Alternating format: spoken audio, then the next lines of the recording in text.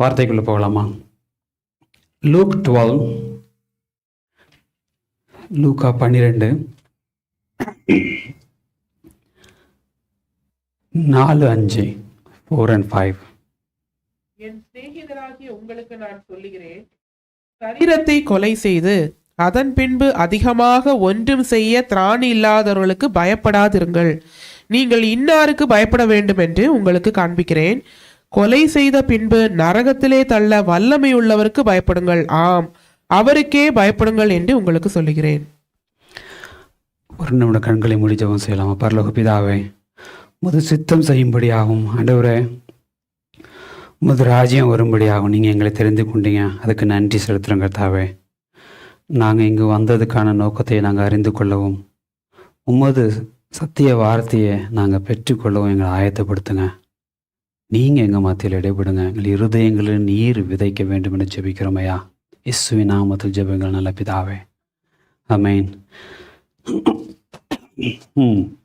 என் சிநேகிதராகிய உங்களுக்கு நான் சொல்கிறேன், ஜீசஸ் சொல்கிறாரு, திராணி இல்லாதவனுக்கெல்லாம் பயப்படாதீங்கப்பா. யார் அந்த திராணி இல்லாதவங்க அப்படின்னா, சரீரத்தை மாத்திரம் கொலை செஞ்சுக்கிட்டு அதுக்கு மேலே ஒன்றுமே செய்ய முடியாமல் சுற்றிட்டு இருக்கலாம், திராணியத்து போயிருக்கிறான்னு சொல்லுவாங்களா. அந்த திராணியத்து போயிருக்கிறவனுக்காக நீங்கள் பயப்படாதீங்க. ஏன்னா அவங்களுக்கு சரீரத்தை தாண்டி அவங்களால உங்களை ஒன்றும் செய்ய முடியாது.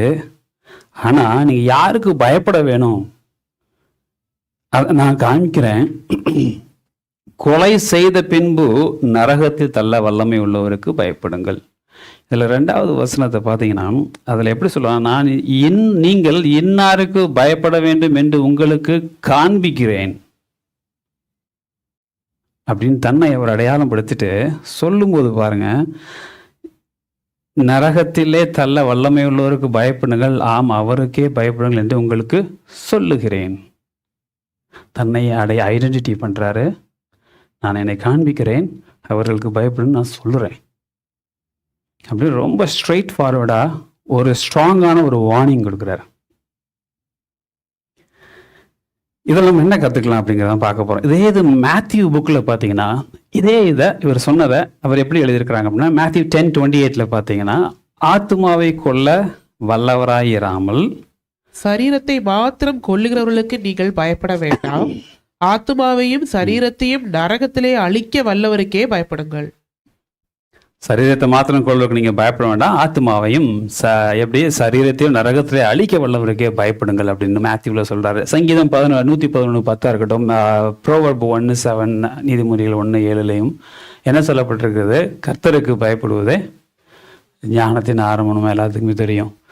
ஜீசஸ் சொல்கிறாரு, நீங்கள் எனக்கு பயப்படுங்க, தேவனுக்கு பயப்படுங்க, கர்த்தருக்கு பயப்படுங்க, அதுதான் உங்களுக்கு நரகத்தில் தள்ளாமல் உங்களை பாதுகாத்து கொள்ளும்படியான சூழல் வரும்.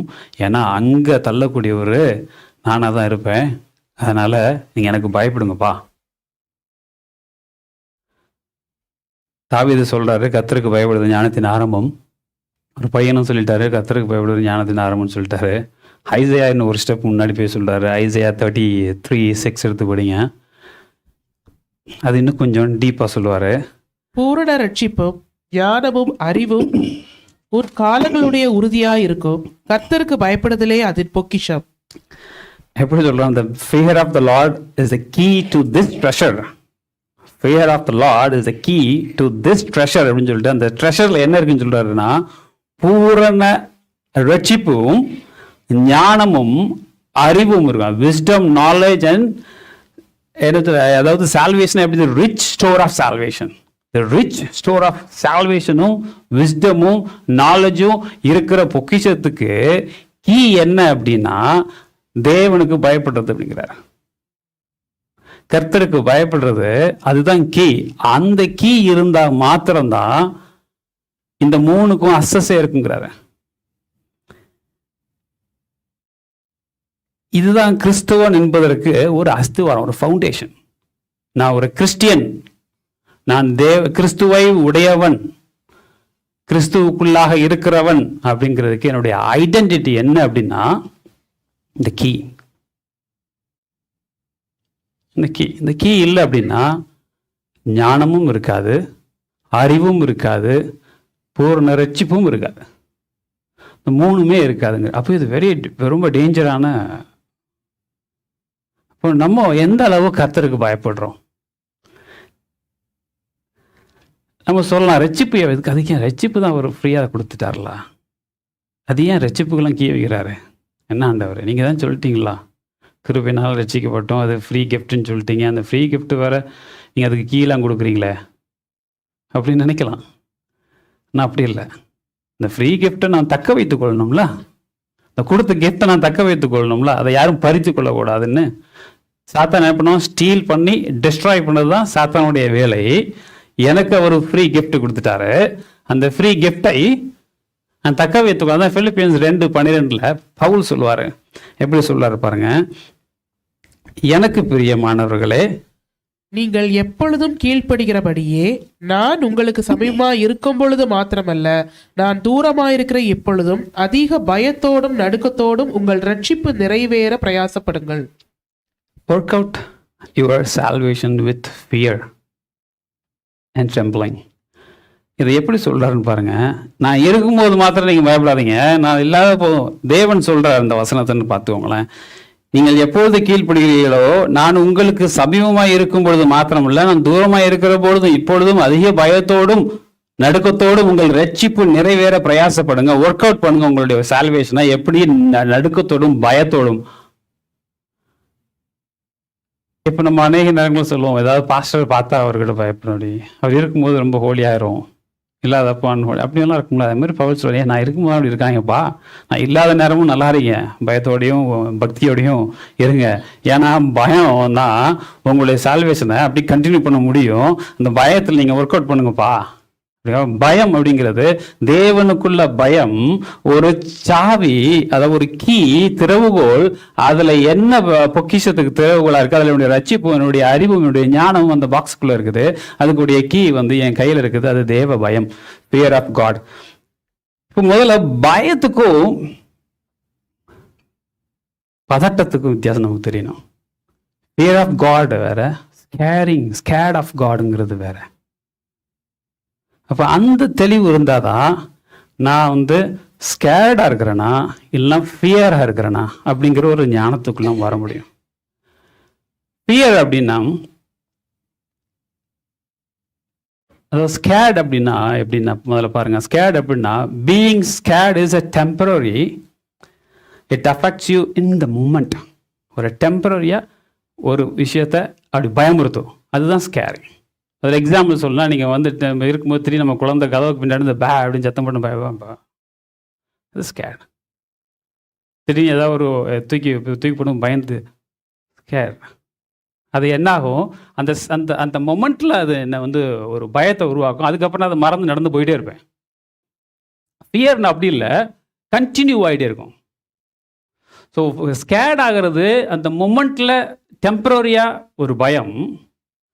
ஃபியர் அப்படிங்கிறது எப்போதும் இருந்துகிட்டே இருக்கும். உதாரணத்துக்கு நீங்கள் வண்டியில் போயிட்டுருக்கீங்க, திடீர்னு ஃப்ளைட்டில் போயிட்டுருக்கீங்க, திடீர்னு சொல்லார் ஒரு இன்ஜின் அவுட் ஆகிடுன்னு சொல்லிட்டார். இறங்குற வரைக்கும் அந்த பயம் இருந்துகிட்டே இருக்கும். அவர் சொன்ன உடனே மட்டும் பயம் இருக்காது, எப்படா இறங்குவீங்க, எப்போ. வீட்டில் இருக்கோம், ஒருத்தன் வீட்டில் கதை, ஐயா உங்கள் வீட்டுக்கு ஒரு பாம்பு உள்ளே போச்சு பார்த்தேன், அவன் சும்மா கொளுத்தி போட்டு போயிடுவான். இவன் அந்த பாம்பு உண்மையிலே பார்க்க வரைக்கும் தூங்க மாட்டான், தெரியுமா? அது கண்டினியூ ஆகிட்டே இருக்கும். அது எப்படி இருக்கும், கண்டினியூ ஆகிட்டே இருக்கும். அப்போ ஃபியருக்கும் ஸ்கேருக்கும் உள்ள வித்தியாசம் நமக்கு தெரிஞ்சுக்கணும். ஃபியர் அப்படிங்கிறது எதையோ ஒன்றை தாங்கி போயிட்டே இருக்குது, எதுக்கு மேலேயோ நிற்குது, அப்படி தானே? எதற்கு மேலேயோ நிற்குது. ஆனால் ஸ்கேருங்கிறது அப்படி கிடையாது, அப்படி ஒழித்து போயிடும். ஒரு நவுன் வெர்ப் மாதிரி, ரெண்டுக்கும் வித்தியாசம் பார்த்துக்கோங்க. எக்ஸோடஸில் இது ஒரு பெஸ்ட் எக்ஸாம்பிளை பார்க்கலாம். எக்ஸோடஸ் 20 எடுத்துக்கோங்க. இதில் எது பயம், தேவ பயம், எது ஸ்கேரான ஒரு பயம்? அப்போ நான் எந்த பயத்தில் இருக்கிறேன், அந்த பயம் எதுவும் தெரிஞ்சாதான் நான் வச்சிருக்க கீ உண்மையான கீயானு எனக்கு தெரியும். எக்ஸோடஸ் 20 பாருங்கள், மோசேஸ் என்ன பண்ணுறாரு, அவங்க எல்லாரையும் கூப்பிட்டு வந்துட்டு இருக்கும்போது அதை படிக்க முடியும் சொல்கிறேன் பார்த்துக்கோங்க. அது நமக்கு எல்லாரும் தெரிஞ்சுதான். அப்போ தேவன் என்ன சொல்லுவார், மோசையோட பேசுவார். பேசிட்டு, இங்கே பாரு, நான் வந்து வரப்போகிறேன், வந்து பார்க்க போகிறேன். நீ என்ன பண்ணு, இந்த மலையில் நான் இறங்க போகிறேன், இறங்கி உங்களெல்லாம் பார்ப்பேன், அதனால் பார்க்கணும் அப்படின்னு ஆசைப்பட்றேன் அப்படின்னு சொல்லி அவர் நிறைய ரெஸ்ட்ரிக்ஷன்லாம் கொடுத்துட்ருப்பார். கொடுத்துட்டு என்ன பண்ண, ஒரு எல்லாரும் புனிதமாக இருக்கணும், ஒரு பவுண்ட்ரி லைன் போடு அந்த மலையை சுற்றி, அதை தாண்டி யாரும் வரக்கூடாது. ஆசாரியர்கள் யார் வந்தாலும் அவங்க வந்து ரொம்ப பரிசுத்தமாக இருந்துக்கணும். அந்த லைனுக்கு வெளியிலே அவங்க இருக்கட்டும். ஒரு பவுண்டரி லைனை போட்டுக்கோ. நான் வந்து மகிமையாக இறங்குவேன். அதனால் யாரும் என்ன அறியாமலையோ அதை அந்த பவுண்டரியை தாண்டியோ வந்து அந்த மலையை தொட்டாலோ, அவங்க மிருகங்கள் அந்த பவுண்டரியை தாண்டி மலைக்கீழே வந்தாலோ அவங்க செத்து போயிடுவாங்கப்பா. ரொம்ப பவர்ஃபுல்லாக இருக்கும். நான் இறங்கி வரப்போகிறேன், நீ வந்து உங்கள் மக்கள் எல்லாத்தையும் சொல்லிடு. அவர் வந்து சொல்லிட்டாருங்க, பாருங்கப்பா வரப்போகிறாரு. ஏற்கனவே அவங்க பார்த்தாங்க, இடி முழக்கத்தோடு அவர் வந்து இவர் மோசையிட்ட பேசுகிறத பார்த்துட்டாங்க. அவர் தான் பேசிட்டு போயிருக்க, மறுநாள் நான் வரப்போறேன்ட்டாரு. இவர் சொல்லிட்டாரு, பவுண்டரி லைனையும் போட்டார். போட்டு மக்கள் எல்லாரும் நிற்கிறாங்க. அப்போ தேவன் அங்கேருந்து இறங்கி வர்றாரு. இறங்கி வரும்போது என்ன ஆகுது, நம்ம எக்ஸோடஸ் 20:18-19 எடுத்து படிங்க. ஜனங்கள் எல்லாரும் இடி முழக்கங்களையும் மின்னல்களையும் எக்கால சத்தத்தையும் மலை புகைகிறதையும் கண்டார்கள். அதை கண்டு ஜனங்கள் பின்வாங்கி தூரத்திலே நின்று மோசையை நோக்கி, நீர் எங்களோட பேசும், நாங்கள் கேட்போம். தேவன் எங்களோட பேசாதிருப்பாராக, பேசினால் நாங்கள் செத்து போவோம் என்றார்கள். பார்த்தாங்க, ஏற்கனவே இவர் வந்து நிறைய ரெஸ்ட்ரிக்ஷன் கொடுத்துருக்குறாரு. பவுண்டரி லைன் அங்கே தான் இருக்குது. இப்போ ஆளை விட நாங்கள் ஓடியே போயிடும். இடி முழக்கம் சத்தம் எல்லாம் கேட்டுச்சுதா, பயந்து எல்லாம் பிடிக்கிட்டாங்க. ஓடியே போயிட, ஏப்பா நீயே பேசிக்கப்பா, பேசி நீ எதனாலும் சொல்லிக்கோ, அங்கே வரவே இல்லை, அந்த லைனை கூட நாங்கள் பார்க்கல, ஒளிஞ்சிட்டாங்க எல்லாரும். அவர் சொன்னது, இந்த லைனுக்கு இந்த பக்கம் வராதிங்க, ஆனால் நீங்கள் பாருங்கள், தேவன் உங்களை பார்க்க வருகிறார். அதுக்கு மோசையோட ரிப்ளை பாருங்க, எல்லாம் ஓடி ஒளிஞ்சிட்டாங்க. மோசை ரிப்ளை பண்ணுறாரு ஜனங்களை நோக்கி, பயப்படாதிருங்கள், உங்களை சோதிப்பதற்காகவும் நீங்கள் பாவம் செய்யாதபடிக்கு தம்மை பற்றும் பயம் உங்கள் முகத்திற்கு முன்பாக இருப்பதற்காகவும் தேவன் எழுந்தருளினார் என்றார். ஜனங்கள் தூரத்திலே நின்றார்கள். சரி, நல்லா கவனிங்க, டோன்ட் பி அஃப்ரைட். மோசை ஜனங்கள் நோக்கி, பயப்படாதிருங்கள். அதை நான் திருப்பி படிக்கிறேன், நல்லா படிங்க. பயப்படாதிருங்கள், உங்களை சோதிப்பதற்காகவும் நீங்கள் பாவம் செய்யாதபடிக்கு தம்மை பற்றும் பயம் உங்கள் முகத்தில் முன்பாக இருப்பதற்காகவும் தேவன் எழுந்தருளினார். பயப்படாத, நீ பயப்படுது யாருன்னு டெஸ்ட் பண்ணுறதுக்கு வந்திருக்கிறார். பயப்படாத, நீ பயப்படுது யாருன்னு டெஸ்ட் பண்ணுறதுக்கு வந்திருக்காரு. கான்ட்ராடிக்டா இல்லையா? கான்ட்ராடிக்டா இருக்குல்ல இல்லையா? Don't be afraid, God has come to test your fear of the Lord அப்படிங்கிறார். அப்போ அந்த பயப்படாத அப்படிங்கிற அந்த ஸ்கேரிங், இந்த பயத்தை டெஸ்ட் பண்ண வந்திருக்கிறாரு. நீ அந்த பயத்தை வெளிப்படுத்தாத. அப்போ என்னிட்ட இன்னைக்கு நம்ம கிட்ட இருக்கிற பயம் என்ன பயம்? அந்த முதலால சொல்லப்பட்ட பயமா?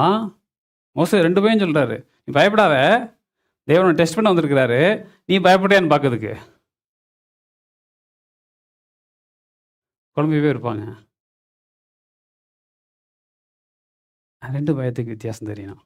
நான் எந்த பயத்தில் இருக்கிறேன், இது ஏன் இப்படி ஒரு கான்ட்ராடிக்டான இவர் சொல்கிறாரு. அப்போ அதுக்கு இதுக்கு என்ன வித்தியாசம் இருக்குது? நம்மகிட்ட இருக்கிறது என்ன பயம்? முதல்ல இருக்கும் பயமா, 2வது இருக்கும் பயமா? ஸ்கேர்ட் அப்படிங்கிறது டெம்பரரியாக வர்றது, ஃபியர் அப்படிங்கிறது பெர்மனண்ட்டாக இருக்குது. இப்போ பெர்மனண்ட்டாக ஆன்கோயிங்காக இருக்கிற அந்த ஃபியர் ஏதாவது ஒன்று மேலே இருக்கணும்லா, ஒரு கனெக்ட் ஆகிருக்கணும்லா, அது என்னவா இருக்கும்? இது ஸ்கேர்டான பயம், இது ஃபியருங்கிற பயம். இந்த ஃபியருங்கிற பயம் உங்கள்ட்ட இருக்கான்னு பார்க்கறதுக்காக நான் வந்திருக்கேன். நீங்கள் இப்படி பயந்து ஓடுறீங்க. அப்போ ஃபியருங்கிற பயம் எப்போதும் ஏதோ ஒரு இதில் கனெக்டாக இருக்கணும். உதாரணத்துக்கு ஃப்ளைட்டில் போகும்போது ஒரு இன்ஜின் ஆஃப் ஆகிட்டுங்கிறதோட கரெக்டாக இருக்குது அந்த இது.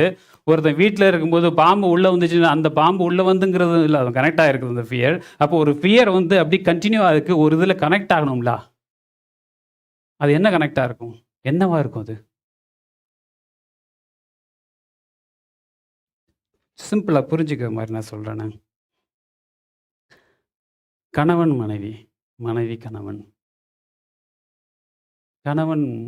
மனைவிக்கு கணவன் பயப்படுறது பார்த்துருப்பீங்க, கணவனுக்கு மனைவி பயப்படுறதுன்னு பார்த்துருக்கீங்க. அது என்ன பயம்?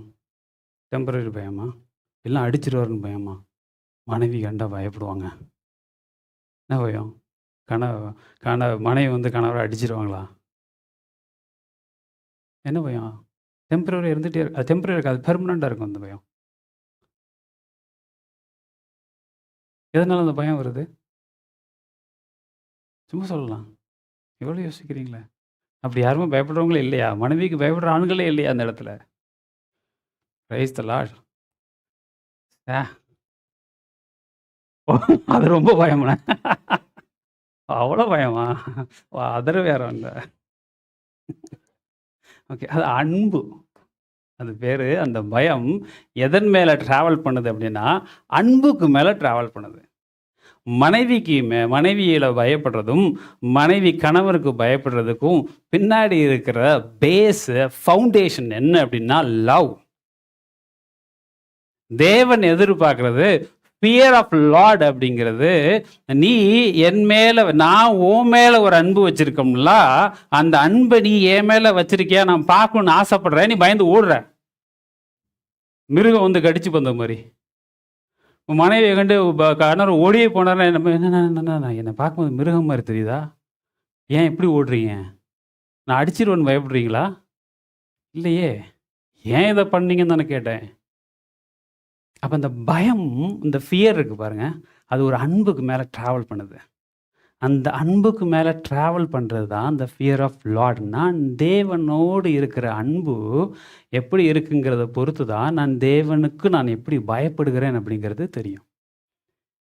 இப்போ யாருக்கெல்லாம் ஒரு செல்ஃப் ஆடிட், யாருக்கெல்லாம் அதாவது ஃபியர் ஆஃப் லார்டை பற்றி செல்ஃப் ஆடிட், கணவன் மனைவி செல்ஃப் ஆடிட் வேண்டாம், பிரச்சனையாக இப்போ வீட்டுக்கு போனோன்னே பெருஞ்சண்டையாயிரும், நான் வந்து ஆடிட்டுக்குள்ளே நான் வரவே இல்லை, அது வீட்டுக்குள்ளே வச்சுக்குவோம். யாருக்கெல்லாம் சர்ச்சுக்கு வந்தா மட்டும் அந்த ஃபியர் ஆஃப் லார்ட் வருது? ஜெப கூட்டத்துக்கு இருந்தால் மாத்திரம் அந்த ஃபியர் ஆஃப் த லார்ட் வருது. ஏதாவது ஒரு மெசேஜ் கேட்கும்போது மாத்திரம் எனக்கு அந்த ஃபியர் ஆஃப் த லார்ட் வரும். ஏதாவது தேவ சிந்தையில், அதாவது பைபிள் எடுத்து படிச்சுட்டு இருக்கும்போது மாத்திரம் வரும். இப்படி இந்த மாதிரி சிச்சுவேஷனில் மாத்திரம் எனக்கு ஃபியர் ஆஃப் த லார்ட் வரும், ஒரு பயம் வரும். அப்படிங்கிறவங்களாம் மனசுக்குள்ளே கையை தூக்கிக்குங்க, வெளில கையை தூக்க வேண்டாம். ஓகேவா? புரிஞ்சிருக்குன்னு நினைக்கிறேன் நான் கேட்ட கேள்வி. Self audit. இந்த இடங்கள்ல மட்டும் எனக்கு பயம் வந்துடும், மற்ற இடத்துல எனக்கு பயமே கிடையாது. நான் டிவி பார்க்கும்போதாக இருக்கட்டும், நான் வேலை பார்க்கும்போதாக இருக்கட்டும், நான் காரில் போகும்போதாக இருக்கட்டும், நான் ஏதாவது படம் பார்க்கும்போதாக இருக்கட்டும், நான் ஏதாவது செய்யும்போதாக இருக்கட்டும், நான் படுத்திருக்கும் போதாக இருக்கட்டும், என்ன இருக்கட்டும், எப்போ எனக்கு பயம் கிடையாது. ஆனால் இந்தந்த இடத்துல இருக்கும்போது எனக்கு ஒரு தனியான ஒரு ஃபீலிங் இருக்குது, மற்ற இடத்துலலாம் எனக்கு அந்த ஃபீலிங்கே இல்லை அப்படின்னு நமக்குள்ளே தெரிஞ்சிச்சு அப்படின்னா, அவங்கெல்லாம் அந்த முதல் பயம், எந்த பயம்? பயந்து ஓடுனாங்களா, அந்த பயத்தில் இருக்கீங்கன்னு அர்த்தம். மனசுக்குள்ளே தான் கையை தூக்கியிருக்கீங்க. நானும் மனசுக்குள்ளே தான் கையை தூக்கியிருக்கேன். நானும் கையை தூக்கணும்ல. இது முதல் வகையான பயம். அது எப்படின்னா, இந்த இஸ்ரேல் ஜனங்கள் பயந்து ஓடுனாங்களா, அந்த ஸ்கேரிங்கான பயம், அந்த பயம் தேவன் எதிர்பார்க்கல. யாருக்கெல்லாம் இதையும் தாண்டி எப்போனாலும் எனக்கு தேவனுடைய பயம் இருந்துக்கிட்டே இருக்கும், நான் வேலை பார்க்கும்போதும் நான் தேவனுடைய பயம் எனக்கு இருக்கும், நான் சாப்பிட்டுட்டு இருக்கும்போதும் தேவனுடைய பயம் எனக்கு இருக்கும், நான் ஒரு இடத்துக்கு போகும்போதும் எனக்கு ஒரு பயம் இருக்கும், நான் ஒரு டிவியில் ஒரு ப்ரோக்ராம் பார்த்துருக்கும் போது எனக்கு பயம் இருக்கும், நான் தூங்கும் போதும் பயம் இருக்கும், அப்படின்னு இருக்கிறவங்க அந்த ஃபியர் ஆஃப் லார்டை கீழே வச்சிருக்காங்கன்னு அர்த்தம். இதை இன்னும் புரிஞ்சிக்கிற மாதிரி சொல்லணும்னா, கணவன் மனைவி அப்படி மறுபடியும் கொண்டு வரேன். கணவர் வெளியில் போயிருக்கிறாரு, போயிட்டு இருக்கும்போது திடீர்னு எதையா பார்க்கும்போது, ஐயோ இது மனைவிக்கு பிடிக்காது, ஐயோ இது செய்ய மாட்டேன். மனைவி இல்லாட்டாலும் அவர்களுடைய இன்ஃப்ளூயன்ஸில் அவருடைய பயம் கணவர்கிட்ட இருக்கிறதும், கணவன் இல்லாட்டாலும் இந்த மனைவிக்கு ஐயோ இது என் கணவருக்கு பிடிக்காது, எனக்கு அந்த டிசையர் இருந்தாலும் அதை வாங்கணும் அப்படிங்கிற ஒரு டிசையர் இருந்தாலும், இல்லை அவருக்கு இது பிடிக்காது, வாங்கினா அவருக்கு நல்லா இருக்கு அப்படின்னு எப்போது 24 மணி நேரம் 24/7 ஒரு பயம் கணவர் மனைவிக்குள்ள வருதல் பாருங்க. இந்த பயம் அன்புல வந்த பயம். இதே பயம் தேவன்கிட்ட எனக்கும் தேவனுக்கும் இருக்கணும், உங்களுக்கும் தேவனுக்கு இருக்கணும், தேவன் எதிர்பார்க்கிறார். அதுதான் ஃபியர் ஆஃப் த லார்ட். அதுதான் ஃபியர், அதான் உண்மையான பயம். அந்த பயம் இருக்குதா? செல்ஃப் ஆடிட் பண்ணி பார்த்துருப்போம்னு நினைக்கிறேன். அப்படி அந்த பயம் இருந்துச்சுன்னா 2 கையை மனசுக்குள்ளே தூக்குங்க. ஏன்னா எல்லாரும் முன்னாடி தூக்குனாலும் எல்லாரும் வேற மாதிரி நினச்சிருவாங்க. அந்த மாதிரி இருந்தாலும் அப்போது 2ல் நம்ம எங்கே இருக்கோம் அப்படின்னு தெரிஞ்சிச்சு. இப்போது இதெல்லாம் ஏன் நான் தெரிஞ்சுக்கணும் அப்படின்னு, இப்போ உலகம் இன்னைக்கு எப்படி இருக்குங்கிறத ஒரு பிக்சர் பண்ணி காமிக்கிறேன். காமிச்ச பிறகு பாருங்கள், நான் ஏன் இந்த அளவு நான் ரொம்ப யோசிக்கணும், எந்த மாதிரி ஒரு டேஞ்சர் இடத்துல இருக்கிறேன்னு. 2 தீமோத்தேயுல பார்த்தீங்கன்னா 3:1 பவுல் சொல்வார், கடைசி நாட்களில் கொடிய காலங்கள் வரும் என்று அறிவாயாக அப்படின்னு ஒரு வார்னிங் கொடுக்குறாரு. கடைசி காலத்தில் ஒரு கொடுமையான காலம் வரும், நீ தெரியுமா உனக்கு? த டெரிபிள் டைம்ங்கிறாரு. டெரிபிளான ஒரு டைம் வரும், லாஸ்ட் டேஸ். அப்படி சொல்றவர் யாருன்னு தெரியுமா? 2 கொரிந்தியன்ஸ் 11 எடுங்க. 2 கொரிந்தியன்ஸ் 11:24-25 எடுத்து படிங்க. அவர் சொல்லக்கூடியவர் லாஸ்ட் டேஸ் டெரிபிள் டைம் சொல்றாருல, அவரு எப்படி சொல்றாருன்னு பாருங்க. 2 கொரிந்தியன்ஸ் 11:24-25 எடுத்து படிங்க. அதேதான், யூதர்களால் 1 குறைய 40 அடியாக 5 தரம் அடிக்கப்பட்டேன். அடி வாங்கினவர் சொல்றாரு, 3 தரம் மிலாறுகளால் அடிக்கப்பட்டேன், 1 தரம் கல்லெறியப்பட்டேன், 3 தரம் கப்பல் சேயத்தில் இருந்தேன், கடலிலே ஒரு ராப்பகல் முழுவதும் போக்கினேன். இவ்வளவு கஷ்டத்தில் இருக்கிறவ சொல்றாரு, இதை விட பயங்கரமான கஷ்டம் உனக்கு வரும்பாங்கிறாரு. எப்படி இருக்கும்? அப்படி ஒரு அடிப்பட்டவனுக்கே இவ்வளோனா அடிக்கு வா, அப்படி ஒரு இது உண்டு பார்த்துட்டு. அதே மாதிரி இது சொல்றவருக்கு 4 கை 2 கை 2 கால் இல்லை. அவர் சொல்ல இதை விட மோசமான இருக்குன்னா அப்போ எப்படி இருக்கும்? யோசித்து பாருங்க. இந்த அடி இவ்வளோ கஷ்டம், இவ்வளோ இது வாங்கினவர் சஃபர் ஆனவர் சொல்றாரு, இதை விட கஷ்டமாக உனக்கு இருக்கும்பா அப்படிங்கிறாரு. உடனே அவருக்கு அப்போ நமக்கு நான் அடிக்க போகிறேன், நல்லா தானே இருக்கும். என்ன ராடை வச்சு அடிச்சுட்டா இருக்கிறாங்க, எல்லாம் சாட்டை வச்சு அடிச்சுட்டு இருக்காங்களா? என்ன சொல்கிறாரு? சாட்டையை வச்சு அடிக்கிறதும் ராடை வச்சு அடிக்கிறதும் ப்ராக்டிக்கலாக திங்க் பண்ணி பார்த்தீங்கன்னா எங்கே எங்கே நடக்கும்? ஆனால் இந்த மதத்தை சேராத, கிறிஸ்தவ மதத்தை சேராத மற்ற மதவாதிகள் மத்தியில் கிறிஸ்தவர்கள் இருக்கும் பொழுது நடக்கும். அப்படி தானே? நம்மளாம் இன்றைக்கி கிறிஸ்டியன் வேர்ல்டுக்கு வந்துட்டோம். மோஸ்ட் ஆஃப் த வேர்ல்டு இன்றைக்கி கிறிஸ்டியானிட்டிக்கு வந்துடுச்சு. வந்தாலும் கிறிஸ்தவத்தை அறிஞ்சு எல்லாரும் எஜுகேட்டட் ஆகிட்டோம். யார் இதை மாதிரி ராடை வச்சு அடிக்கிறதும் சாட்டையை வச்சு அடிக்கிறதும் கிடையாது. பட் அதற்கு மாறாக என்னாகும், எல்லாரும் எங்கே என்ட்ரு ஆகும்? டிசெப்ஷன் பீரியடுக்குள்ளே என்ட்ரு ஆயிடுவோம். வி ஆல் என்ன பண்ணுவோம்? டிசீவ் ஆக ஆரம்பிச்சிருவோம். அப்போ டிசீவ் ஆகிறோம். அது இந்த வழியோடு பெருசுங்கிறாரு. 1973 ஃபஸ்ட்டு செல்ஃபோன் கண்டுபிடிக்கிறாங்க. மோட்டரோலாவோட ஓனர் மார்டின் கூப்பர் தான் என்ன பண்ணார், ஃபஸ்ட்டு காலே பண்ணிட்டார் செல்ஃபோனில் 1973 ஏப்ரலில்.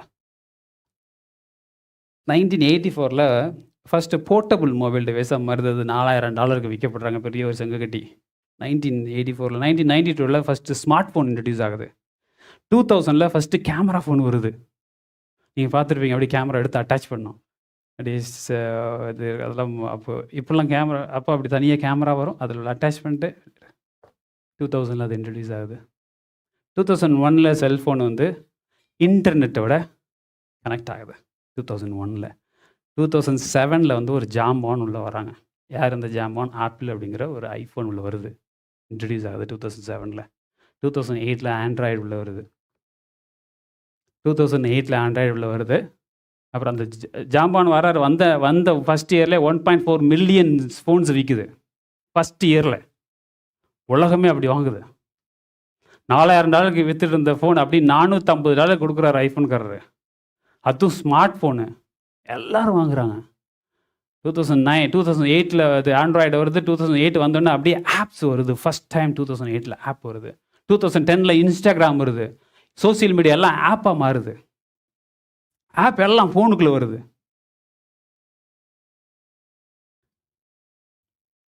இன்னைக்கு 7.1 பில்லியன் பீப்புள், அதாவது 7,100 மில்லியன் பீப்புள் ஃபோன் வச்சுருக்காங்க. 92% ஆஃப் பீப்புள் செல்ஃபோன் வச்சுருக்குறாங்க. கனடாவில் நம்பர் எடுத்தாலே 15 to 44 years ஓல்டு, அந்த 15 years to 44 years ஓல்டு இருக்கிறவங்க 98% பீப்புள் வந்து ஃபோன் வச்சுருக்குறாங்க. ஏஜ் பிட்வீன் 44 to 65 வந்து 91+% ஆஃப் பீப்புள் வச்சுருக்கிறாங்க. ஏஜ் 65+ என்ன பண்ணுறாங்க, 65% வந்து செல்ஃபோன் வச்சுருக்கிறாங்க. 90 வயசு ஆள் கூட செல்ஃபோன் வச்சுட்டு இருக்கிறாரு. இந்த இதில் இருக்கிறோம். இதெல்லாம் ஏன் சொல்கிறேன்னா, ஒரு ஸ்டாட்டிஸ்டிக் பண்ணுறாங்க. அதில் என்ன சொல்கிறாங்கன்னா, ஒரு ஆவரேஜ் மனிதர்கள் ஒரு நாளைக்கு 5லிருந்து 7 மணி நேரம் செல்ஃபோனில் ஸ்க்ரீன் டைம் வைக்கிறாங்க. இதுதான் அப்படின்னா teenagers per day 7 to 9 hours செல்ஃபோனில் டைம் ஸ்பெண்ட் பண்ணுறாங்களாம் ஆவரேஜா. யோசித்து பாருங்கள் எவ்வளோ பெரிய danger. 7 to 9 hours screen time teenagers. ஒரு நாளுடைய வேலையே 8 hours. ஆனால் கிட்ஸ் என்ன பண்ணுறாங்க, டீனேஜில் இருக்கிறவங்க வந்து 7 to 9 hours டைம் ஸ்பெண்ட் பண்ணுறாங்க ஆவரேஜாக பெர் டே. ரோமன் 12:2 என்ன சொல்லப்பட்டிருக்கு, எடுத்து படிக்கலாம். நீங்கள் இந்த பிரபஞ்சத்திற்கு ஒத்த வேஷம் தெரியாமல் தேவனுடைய நன்மையும் பிரியமும் பரிபூர்ணமான சித்தம் இல்லதென்று பகுத்தறியத்தக்கதாக உங்கள் மனம் புதிதாகிறதுனாலே மறுரூபமாகுங்கள். எப்படியா, நான் இந்த பிரபஞ்சத்திற்கு ஒத்த வேஷம் தரிக்கக்கூடாது.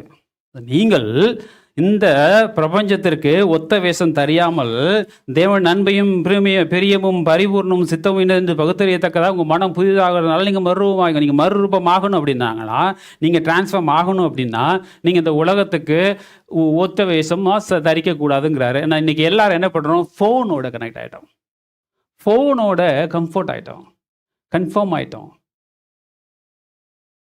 அப்போ என்ன ஆகுது, அந்த ஃபோன் உலகத்துக்குள்ளே போய் விழுந்துச்சு. உலகத்தை ஃபுல்லாக ஃபோனுக்குள்ளே வச்சுட்டாங்க. ஃபோனை நான் அதுக்குள்ளே போய் உட்காந்துட்டேன். நல்லா கவனிச்சுக்கோங்களேன். டீனேஜில் இது ஒரு டேஞ்சரான இது சுச்சுவேஷன். நம்ம எதை கடந்து போகிறோம், நம்ம எல்லாருக்கும் குழந்தைகள் இருக்குது. ஃப்ரம் 11 கேர்ள்ஸுக்கு ஃப்ரம் 11 to 14, பாய்ஸுக்கு பார்த்தீங்கன்னா அரௌண்ட் 14 to 17. இந்த டைம் ஃப்ரேம் வந்து வெரி டேஞ்சர். இந்த நாட்களில் தான் இவர்களுக்கு ஹார்மோனல் டெவலப்மெண்ட் சேஞ்சஸ்.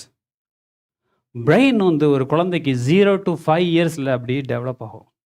அதுக்கு பிறகு மெதுவாக தான் ஆகும். தென் நெக்ஸ்ட் டெவலப் 2 தடவை தான் லைஃப் ஸ்பேமில் அது டெவலப் ஆகுறது. ஒன்று 0 to 5, நெக்ஸ்ட் வந்து அந்த புபர்ட்டி இங்கே சொல்லக்கூடிய அந்த டைம்லையும் அந்த நேரத்தில் அந்த ஏஜ் பீரியடில் தான் ஹார்மோன் சேஞ்ச் ஆகிற அந்த ஏஜ் பீரியட்லையும் அதே போல் பிரெயின் இப்படி டெவலப் ஆகும். அது வரைக்கும் பிரெயின் இப்படி தான் டெவலப் ஆகும். அந்த டயத்தில் எப்படி வெர்டிகலாக மேலே ஏறும். ஏன் அப்படின்னா அப்போ தான் நம்மளுடைய நம்ம பிரெயின் டெவலப் பண்ண என்ன நம்ம நியூரோ டிரான்ஸ்மிட்டர் இருக்குது பாருங்கள், நிறைய யூஸ் ஆகும். நிறைய நியூரோ பாத்வே நம்ம பார்த்துருக்கோம். புது பாத்வேலாம் வரும். புதுதான பாத்வே அந்த இடத்துல என்ன அவ்வளோ ஹார்மோன் சேஞ்சஸ் வரும். அவ்வளோ இன்ஃபர்மேஷன் பாடிக்கு பிரெயின்லேருந்து உள்ளே போகணும். ஏன்னா எல்லா ஹார்மோன்ஸும் சேஞ்ச் ஆகுது. பிரெயின்லேருந்து நிறைய இன்ஃபர்மேஷன் டிரான்ஸ்மிட் ஆகிட்டே இருக்கணும்.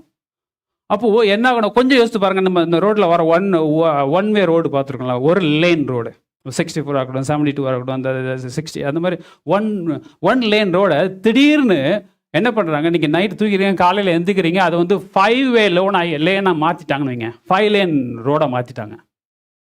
கெஸ் பண்ணுங்க.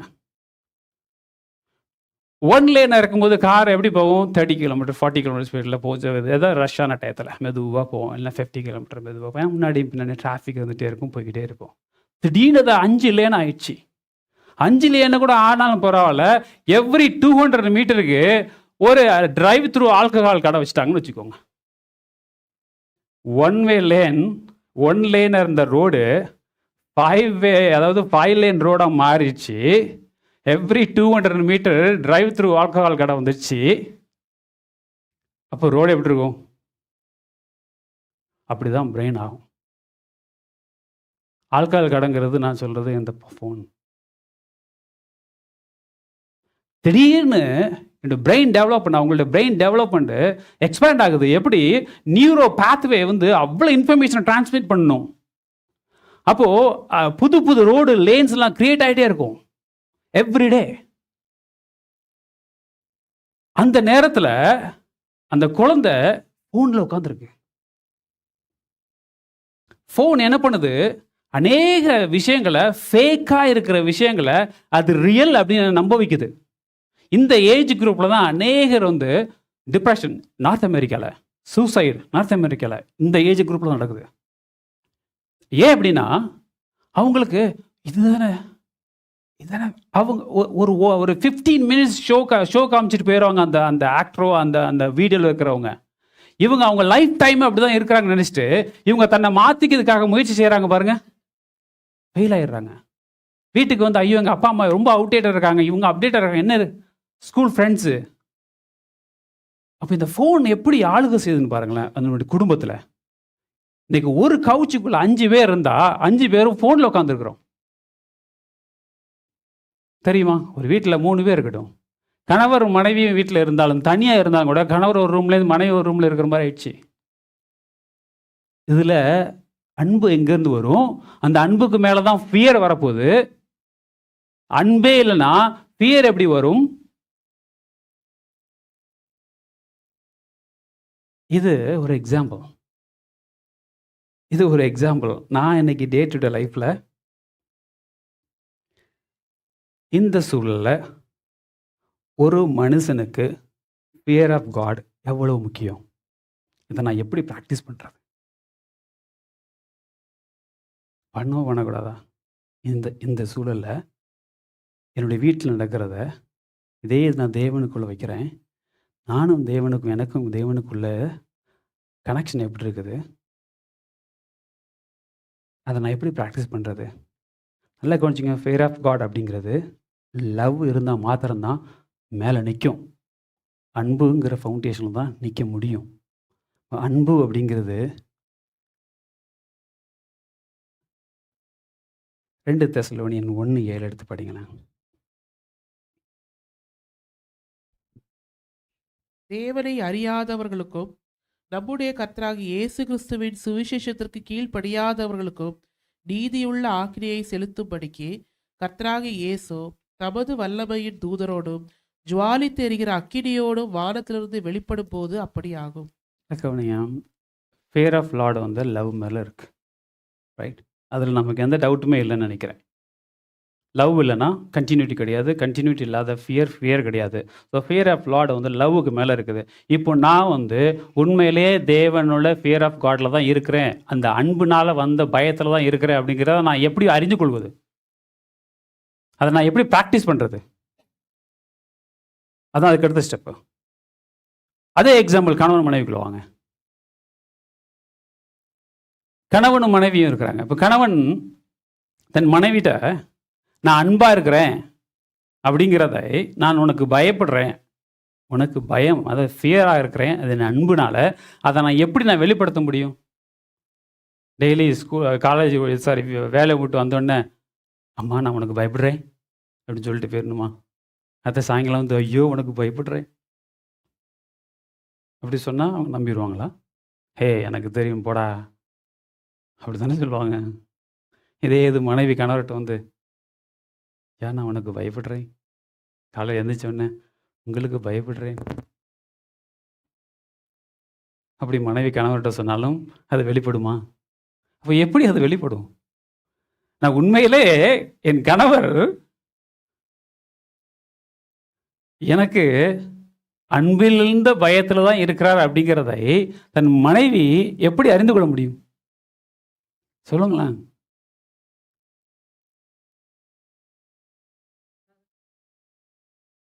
ஆமாம், அதுதான் அதுக்கு பேர் என்ன?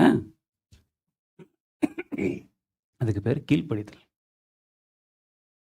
அப்படின்னா அன்பினால் மேலே இருக்கக்கூடிய பயம் எதன் மூலமாக வெளிப்படும்? கீழ்ப்படிதல் மூலமாக வெளிப்படும். Simple. Fear of God, love இருக்கணும்.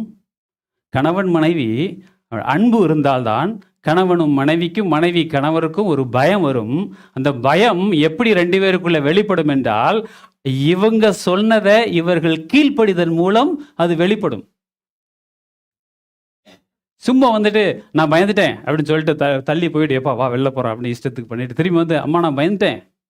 நோ, சொல்லாமலே கணவருக்கு தெரியும் என் மனைவி இல்லை உன் மேலே ரொம்ப நம்பிக்கை இருக்குன்னு சொல்லி வீடு ஃபுல்லாக கேமரா வச்சு அப்படி வீட்டில் இருந்து வெளியிலேருந்து அப்படி பார்த்துட்டே இருந்தா மனைவியை பார்த்துருந்தா டே நீலாம் புருஷனடா உனக்கு என் மேலே என்னடா அன்பு இருக்குன்னு கேட்க மாட்டோம். அப்போ அந்த அன்பு நம்பிக்கையில் உருவாகுது. அந்த நம்பிக்கை அதை காப்பாற்றப்படுகிற தருணம் நான் அதை ஃபாலோ பண்ணும்போது, அவங்களை எப்படி ஒபே பண்ணும் பொழுது, கணவன் மனைவிக்கும் மனைவி கணவனுடைய கட்டளைகளுக்கும் ஒபே பண்ணும் பொழுது, அந்த இடத்துல அன்பு நம்பிக்கை மூலமாக ஒரு பயமாக வருதுல, இந்த பிக்சரை தேவன் எதிர்பார்க்கிறார். இந்த பிக்சரை தேவன் எதிர்பார்க்கிறார்.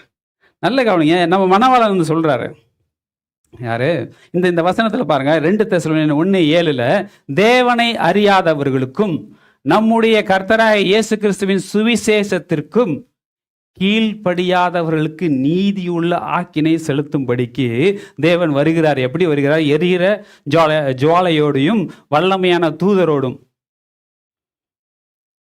கடைசி நாட்கள்ல தேவன் வருகிறார், வல்லமையான தூதர்களோடும் எரிகிற ஜுவாலையோடும் ஆக்கினைக்காக உங்களை தீர்க்கும்படியாக வருகிறார். யாரை தீர்க்க போறாருன்னா 2 பேரும் தீர்க்க போறாரு. ஒன்று யாருன்னா தேவனை அறியாதவங்க, நம்ம எல்லாத்துக்கும் தெரியும். 2வதுன்னா தேவனை அறிஞ்சிருக்கேன்னு சொல்லிட்டு பயப்படாமல் இருக்கிறவங்க. யாரு? சுவிசேஷத்திற்கு கீழ்ப்படியாதவர்கள். கீழ்ப்படியாதவர்கள் யாரு? தேவனுக்கு பயப்படாதவர்கள். கீழ்ப்படியாதவர்களுக்கு என்ன இருக்காது? அன்பு இருக்காது. கீழ்ப்படியாதவர்களுக்கு என்ன இருக்காது? நம்பிக்கை இருக்காது. கீழ்ப்படியாதவர்களுக்கு என்ன இருக்காது? பயம் இருக்காது. நான் தேவனுக்கு பயப்படுறேன்னு சொல்லிட்டு கீழ்ப்படியாமலே இருந்துட்டு நான் தேவனுக்கு பயந்துட்டு இருக்கேன்னு சொல்றேன். யாருக்கு சமம் தெரியுமா? இப்படி கணவனுக்கு மனைவி இருந்துட்டு நான் வெளியில எல்லா வேலையும் செஞ்சுட்டு வீட்டுக்கு வந்தோட மனைவிட்டு நான் உனக்கு பயந்து தான் இருக்கேன். பாத்திரம் கழுவுமா கழுவி தரமா? வீடை கழுவுமா கழுவி வைக்கிறோமா? இந்த மாதிரி கதெல்லாம் எப்போ வெளில வரும் தெரியுமா? மணவாளன் வருவார்ல, அவர் எப்படி சொல்றாருன்னு பாருங்களேன். இதை மேத்யூ 7 எடுத்துக்கோங்களேன். இதை மணவாளன் சொல்லுகிறார். மணவாளன் மணவாட்டிக்கு சொல்லுகிறார். நல்ல கவனிங்க, மேத்யூ 7:21-22 எடுத்து படிங்க. பரலோகத்தில் இருக்கிற என் பிதாவின் சித்தத்தின்படி செய்கிறவனே பரலோகத்திற்கு என் பிதாவின் சித்தத்தின்படி செய்கிறவனே, அவர் சொன்னதை நீங்க கட்டளைகளை நீங்க ஃபாலோ பண்றவன் மாத்திரமே பரலோகத்துல பிரவேசிப்பானே அல்லாமல் என்னை நோக்கி கர்த்தாவே கர்த்தாவே என்று சொல்லுகிற மனைவி நான் உனக்கு பயப்படுறேன், மனைவி நான் உனக்கு பயப்படுறேன், புருஷனே உனக்கு பயப்படுறேன், புருஷனே உனக்கு பயப்படுறேன், வேலைக்காகாதுப்பா. என்ன நோக்கி கர்த்தாவே கர்த்தாவே அப்படின்னு சொன்னாலாம் வேலைக்காகாது. சித்தத்தை செய்ய அதை செய், என்ன நோக்கி கர்த்தாவே கர்த்தாவேன்னு சொல்லணும் தேவையில்லை. அப்படி சொல்றவன் என்ன அதுல பிரவேசிக்க முடியாது. அந்நாளில் அநேகர் என்னை நோக்கி கர்த்தாவே கர்த்தாவே உமது நாமத்தினாலே தீர்க்கதரிசனம் உமது நாமத்தினால நாங்க தீர்க்கதரிசனம் சொன்னோம். ஐயோ உனக்காக தான் நாளைக்கு சேலை வாங்கி தந்தேன். உமது நாமத்தினாலே என்ன சொன்னோம்? அடுத்தது பிசாசுகளை துரத்தினோம். மனைவிட்ட சொல்றது, உனக்கு தான் பர்த்டேக்கு அந்த கம்மல் வாங்கி கொடுத்தேன். உமது நாமத்தினால என்ன செஞ்சோம்? அற்புதங்களை செஞ்சோம். உனக்காக ரெஸ்டாரண்ட்ல கூட்டு போய் மேலே கொண்டு போய் உட்கார வச்சு உலகத்தெல்லாம் காமிச்சு சாப்பிட்டோமே. இனியே மேல் நம்பிக்கை இல்லையா? நான் உனக்கு பயப்படலையா? நீ சொன்னதை நான் கேட்கலையா? இதே மாதிரி அவர்கிட்ட நம்ம சொல்லுவோம். அவர் முதலே சொல்ல, நீ இதெல்லாம் சொல்லுவடா, நீ டிகால்ட்டி வேலை எனக்கு காமிப்ப, நான் இப்போயே சொல்லிடுறேன், நீ நாளைக்கு வந்து என்கிட்ட வந்து கர்த்தாவே நான் அந்த அறுப்பு செஞ்சேன், இந்த அறுப்பு செஞ்சேன், அப்படி செஞ்சேன், இப்படி செஞ்சேன்னா உனக்கு யாருன்னு தெரியும். என்ன சொல்லுவாங்க? நல்லா கவனிங்க. அடுத்தது அதான் செமையாக சொல்லுவார். இப்போ 23 பாருங்க. அப்பொழுது நான் ஒரு காலம் உங்களை அறியவில்லை, ஐ நெவர் நியூ யூ. இதுல இந்த வார்த்தை நெவர் நியூங்கிற வார்த்தை நோ எதுன்னு கிரேக்கில் கினோஸ்கோ அப்படிங்கிற வார்த்தை. கினோஸ்கோ அப்படின்னா அதோடைய கரெக்டான அர்த்தம் என்னன்னு தெரியுமா? Intimately knowing. அவர் சொல்றாரு, I intimately not know you அப்படிங்கிறாரு. வெறும் நோ யூ இல்லை, இன்டிமேட்லி. இந்த கினோஸ்கோங்கிறது I knowing through my feeling. எனக்கு தெரியாது. Intimately I don't know you. எனக்கு தெரியும், நீ பார்க்குற முன்னாடி நீ கத்திட்டு இருக்க, கதறிட்டு இருக்க, அழுதுட்டு இருக்க, என் மூலம் செஞ்சேன்னு சொல்ல, அதெல்லாம் ஓகேப்பா, எனக்கு தெரியுது. ஆனால் intimately I don't know you. தெரியாது. நீ போ, தெரியாதுங்கிறார். இது ஏன் தெரியாது சொல்றாரு? நான் கொடுத்த கட்டளையை நீ ஃபாலோ பண்ணாததுனால நீங்க வந்து கர்த்தாவே கர்த்தாவே கர்த்தாவே கர்த்தாவேன்னு சொல்லி ஒரு பிரயோஜனம் இல்லைப்பா. Fear of the Lord என்னது? கீ. ரட்சிப்புக்கு, பூரண ரட்சிப்புக்கு கீ அப்படின்னு ஐசையா சொல்றாரு. திறவுகோல்ங்கிறாரு. அந்த fear of God எதுல இருக்குது? லவ்ல இருக்குது. இந்த லவ் எதுல வருது? அந்த லவ்வுக்கு மேலே அந்த ஃபியர் தாங்கும். அந்த ஃபியரை நான் வெளிப்படுத்த வேண்டும் என்றால் தேவனுடைய சுவிசேஷத்திற்கு நான் கீழ்ப்படியாமல் இருந்தால் முடியாது. எப்போ நான் தேவனுடைய வார்த்தைக்கும் அவருடைய கட்டளைகளுக்கும் அவருடைய சுவிசேஷத்துக்கும் நான் கீழ்ப்படுகிறேனோ, எப்போ நான் ஒபே ஆகிறேனோ, அப்போ தான் நான் ஃபியர் ஆஃப் த லார்ட் அப்படிங்கிற கீயே என்னிடம் இருக்குதுன்னு அர்த்தம். அதை தாண்டிட்டு நான் வல்லமையாக ஜெபம் செய்வேன், இந்த வாரம் சர்ச்சுக்கு போயிடுவேன், எல்லா வசனங்களும் எடுத்து படிப்பேன், என்ன வேணாலும் செய்வேன். இதெல்லாம் கம்மல் வாங்கி கொடுக்குறதும் சேலை வாங்கி கொடுக்குறதும் பர்த்டேக்கு நல்ல இடத்துல போய் சாப்பிட்றதுக்கு சமம். அதை ஃபாலோ பண்ணாதான் உண்மையான அன்பு.